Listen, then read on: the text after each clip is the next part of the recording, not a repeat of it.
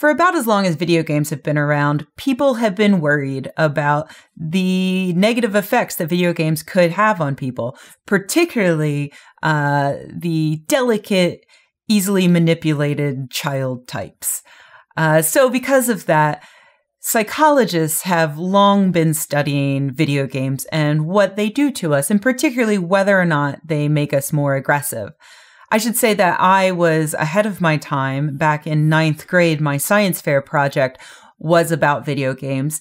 It was determining whether or not video games could improve your hand-eye coordination. And it was really just a great excuse to get together with my friends and play video games. I would love to tell you the results, but I'm pretty sure I fudged them anyway.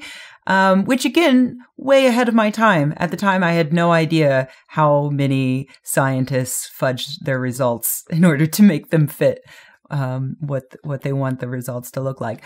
Anyway, to give you a few examples of some of the studies that have been done in the past, back in the year 2000, researchers found that people who played violent video games compared to non-violent video games tended to be more aggressive afterwards. They tended to punish an opponent for a longer period of time compared to people who played non-violent video games. But then in 2010, some other researchers found that it's a bit more complicated than that, and that people as a whole weren't negatively affected by violent video games, but people with very specific personality traits were.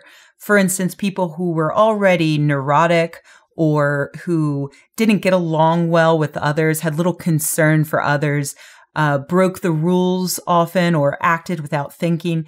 These people were negatively affected by violent video games, but not other people.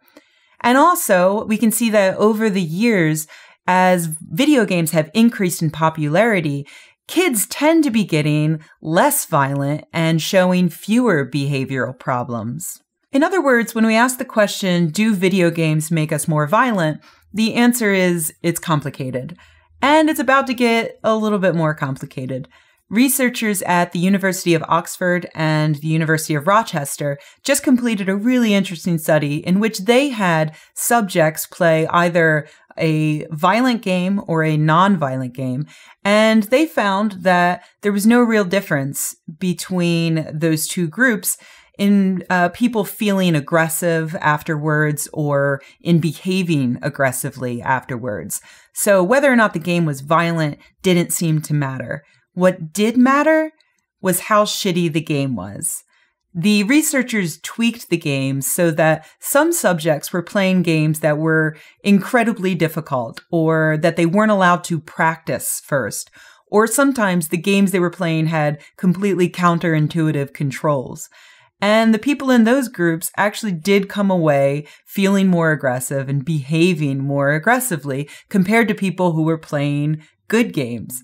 So if you apply this to the real world, it means that playing a violent but great game like Borderlands or Saints Row or Skyrim with that mod that lets you murder children could be perfectly fine for you. But if you play a similarly violent but terrible game like Duke Nukem Forever or The War Z or Deadpool, could have deleterious effects on your behavior.